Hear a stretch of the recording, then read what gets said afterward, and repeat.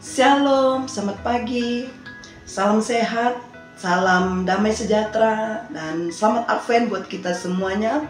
Bapak Ibu, jemaat Tuhan, dimanapun kita berada, sebelum kita mendengarkan firman Tuhan, marilah kita berdoa. Terpujilah Engkau Tuhan Allah Bapa kami atas segala kasih dan rahmat yang masih Tuhan nyatakan buat kami. Kami akan menerima kebenaran firman-Mu yang akan menjadi pelita bagi kaki kami dan terang bagi jalan kami, untuk kami boleh melakukan setiap aktivitas kami. Berfirmanlah Engkau ya Bapa, sebab kami telah siap untuk mendengarkannya. Amin. Bapak Ibu saudara-saudari jemaat Tuhan yang menjadi firman Tuhan di renungan kita pada pagi hari ini, hari Jumat tanggal 20 Desember 2024, yaitu yang tertulis di dalam kitab 1 Yohanes 4 ayat yang ke-10. Beginilah firman Tuhan. Inilah kasih itu, bukan kita yang telah mengasihi Allah, tetapi Allah yang telah mengasihi kita dan yang telah mengutus anaknya sebagai pendamaian bagi dosa-dosa kita.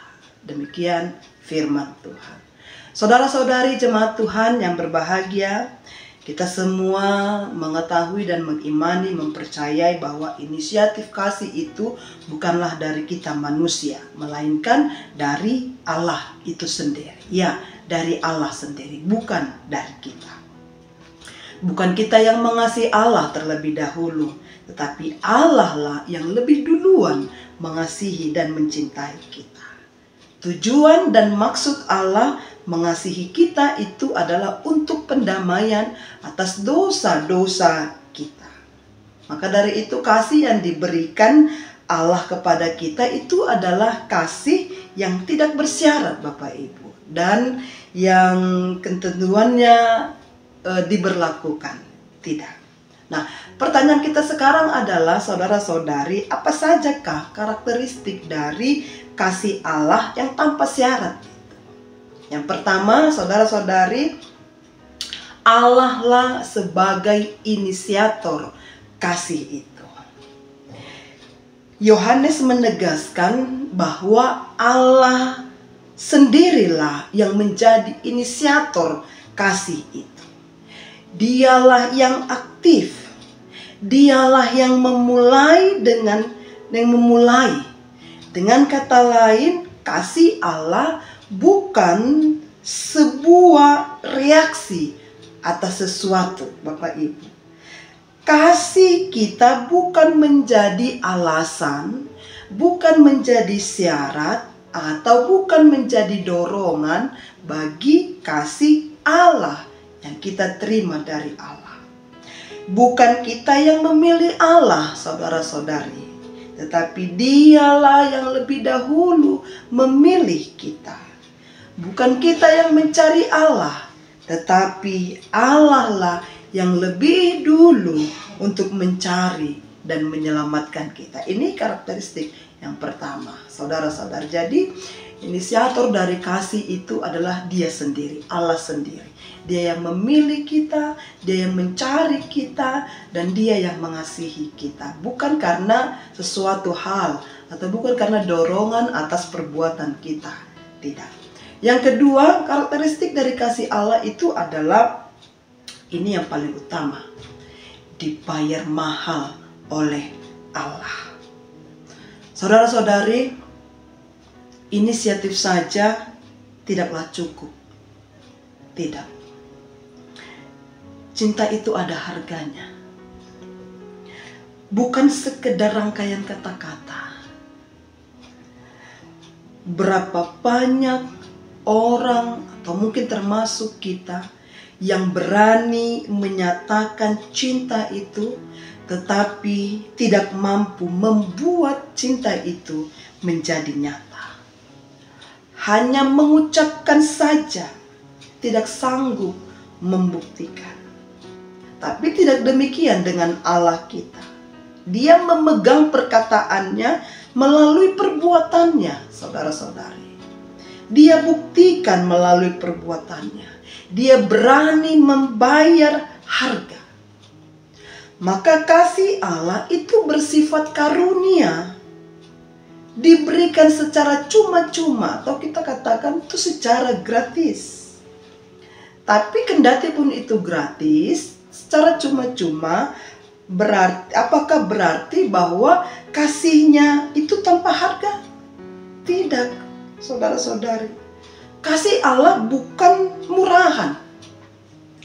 Secara cuma-cuma bukan karena tidak berharga, melainkan karena Dia sendiri yang telah membayar harganya bagi kita, Bapak Ibu.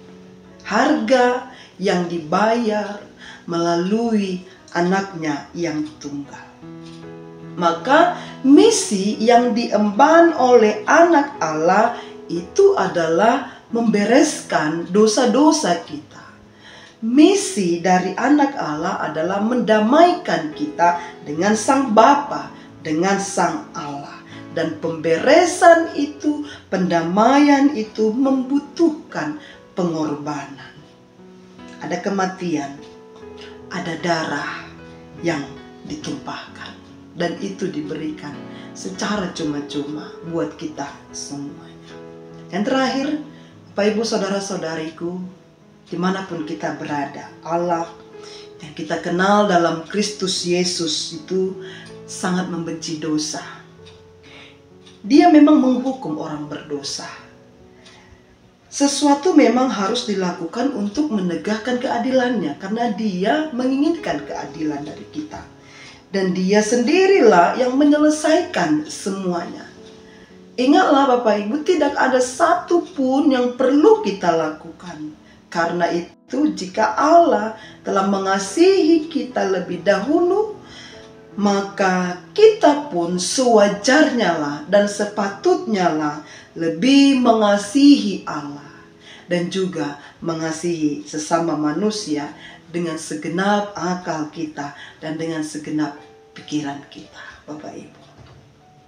Tidak terasa kita akan meninggalkan tahun 2024. Kita mari merenung kembali betapa besarnya kasih setia Tuhan yang telah menemani kita, menyertai kita dari awal menapaki tahun 2024 ini hingga akhir ini. Dan kita juga akan dihantar kepada tahun yang baru, tahun rahmat Tuhan, tahun 2025. Mari kita merenung kembali betapa besarnya kasih Allah bagi kita. Betapa kita ini bukan siapa-siapa. Dia yang memilih kita, Dia yang menebus kita, dan Dia yang melayakkan kita. Dan Dia akan menghantarkan kita di tahun yang baru, tahun 2025.